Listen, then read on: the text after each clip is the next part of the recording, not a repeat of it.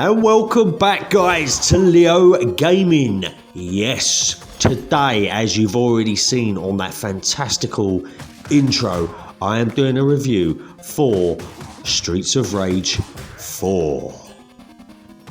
Yes, I have played and completed the original 3, so I thought I'd download and complete also Streets of Rage 4 whilst doing a review. So let me just give you a little rundown of what the story is about. So 10 years after the events of Streets of Rage 3, in which the criminal mastermind Mr. X was defeated, Wood Oak City falls under the control of a new crime syndicate led by Mr. X's children, the White Twins. Oh my God.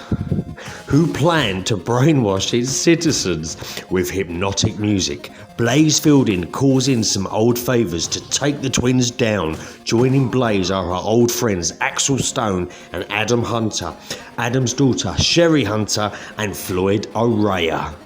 I think I pronounced that right, or Araya.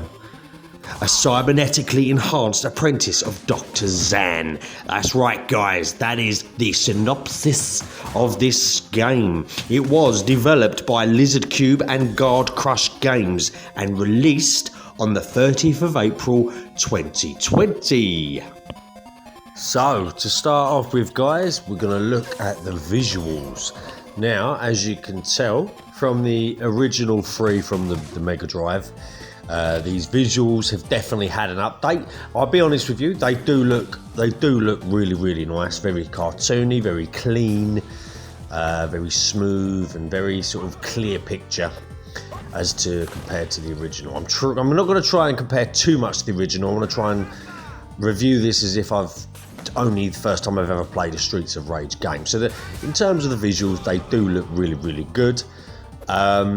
It does give you the option as to whether you want the original graphics, like the sprite, the sort of 16-bit sprite graphics, or you want to stick with the new ones.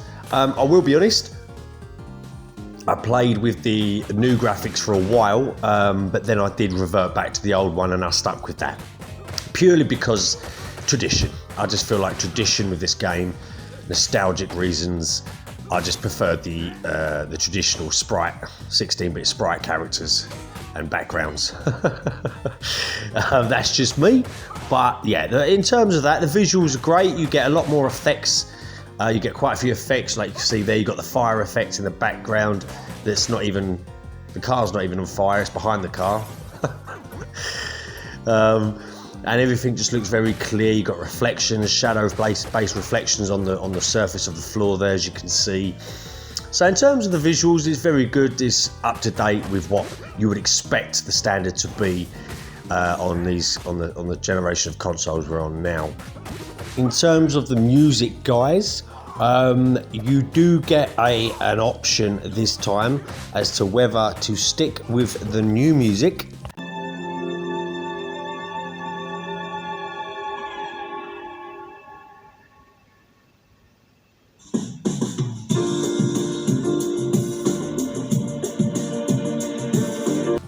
or go with the original retro music.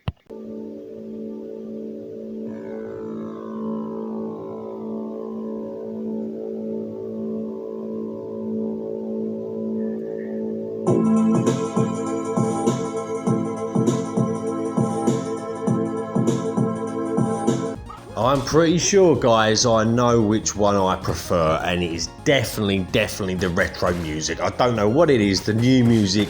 That music you heard for the new one, that intro bit was actually drawn out for over a minute.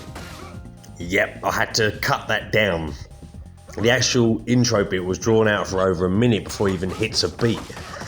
It takes so long, and even the actual beat is crap. The retro music just seems to it makes you feel the game. It describes the game more. Does that make sense? And it's because of the history of it. That retro music just feels a lot better when playing Streets of Rage. But yeah, like I say, you get a choice of the new music or the original, and of course I selected the original. Obviously, if you like the new music, crack on, click the new music. that is completely down to you. It's all freedom of choice. That's what's great about these games. So, moving on to the mechanics. So you get your story mode, which is what you see on the screen now, where you play through a certain amount of stages, and you've obviously got to battle your way through to the boss, the end boss of each stage. You also get stage select, which you can't unlock until you've completed the story. You also get arcade, which you can't unlock until you complete the story. You also get a thing called boss rush, which you can't complete until you unlock until you complete the story. And you also get battle mode, which you can't unlock until you complete the story. So nothing is unlocked until you complete the story mode, which, to be honest, is not a great thing. They shouldn't have done that. I think the boss rush one, yes, because obviously you've got a boss at the end of each level, which you don't want to be fighting until you've completed the story mode. But battle mode or arcade mode, they could have unlocked that before you have to complete the story. You also, so during the game, you can collect your apples. You go back to collecting apples and chickens for your health. Why? I don't know. I still want to know why the hell they chose apples and chickens. Obviously, apple because it's fruit, and chicken, I'm guessing, protein, and that. I don't know. I'm just guessing that's the reason. But yes, you still collect the apple and the chicken for your health. You also collect cash for points, which will give you extra lives when you collect a certain amount of cash and gain more points.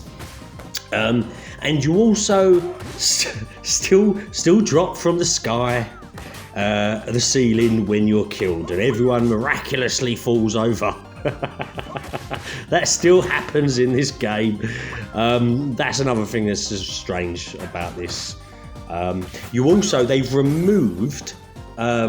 actually removed the ability to call in the airstrike like you used to be able to. The special ability each character had, where it would go off screen and something else would happen. Now they've changed it to each character has a special ability, special punch, as it were. Axel, as you can see, is this sort of extra, aggressive punching, like there. You can see there where it gives more damage, and which is okay, but they're very overpowered. I mean, you just find that you can spam the Y button for that, and you can pretty much take down a load of enemies and a load of bosses within quick time, just spamming that button.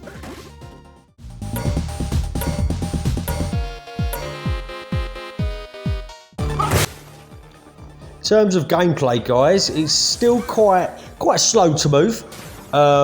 The punches and the kicks, and especially the special ability, the special punches, do feel good. They feel meaty. They feel like you're making good contact. It's still quite slow to move across the screen, like as it was in the previous ones, which I get. I do understand they're trying to sort of recreate the originals. You still get the annoying.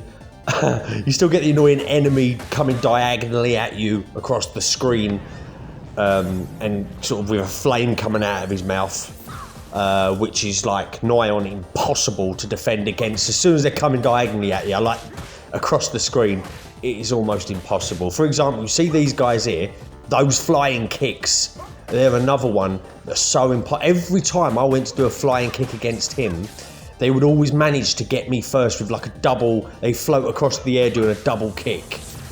They're so difficult. Some of the enemies are so difficult. The ones that come across diagonally and the ones that do the flying kicks, they're the enemies I hated the most. They're still very difficult to defend against. But in terms of your own punches and your own abilities, it's still very satisfactory. It still feels very meaty, very weighty to it.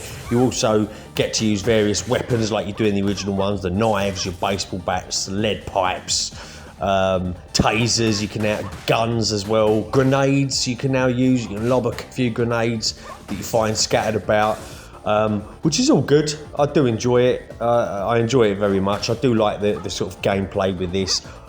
So overall, guys, I would say that there's nothing really for me to write home about this game. This feels more like an unnecessary add-on to the Streets of Rage series. I mean, what they should have done for me personally is just remade the first 3 with this sort of enhanced graphics, rather than doing a new one called Streets of Rage 4, just because it doesn't bring anything to the table. They've just updated the story a bit, and even then they still calling everyone, all the enemies by bloody letters, the Dr. X and the Y twins. It just doesn't bring nothing to the table for me. This is just if you want to play through it, have a bit of fun and play through it. I didn't really rate this game that much. Like I say, I think it's a little bit of a cash grab. They thought, oh, what can we remake or carry on a little bit? Oh, Streets of Rage, everyone loves that. Let's do a number 4. And throw a few old bits in there for some nostalgic reasons. But nah, I wouldn't play this again. And the fact that everything's locked until you complete the story anyway is a bit crap. But this is, it's up to you. You might enjoy it. Me, I would just stick to, it doesn't bring anything new, so I would just continue playing the original 3. If I wanted to play Streets of Rage, just go back to playing the original 3. That's how I see this game. So yeah, that is my review. So if you want to buy it, it's on the Xbox Game Pass for free if you are subscribed. I hope you enjoyed this review. I will be doing my next Retro Tuesday video. Will be coming out next Tuesday or Monday, like I did the last one. But no, it'll be on Tuesday. So that is the end of this review. And if you haven't already, don't forget to click the like and subscribe buttons for more great content coming soon, especially my next video, Retro Tuesday, the second one in its series. And also, don't forget to check out my previous Retro Tuesday, which is up on your screen right now, on Sonic the Hedgehog. Hope you enjoyed.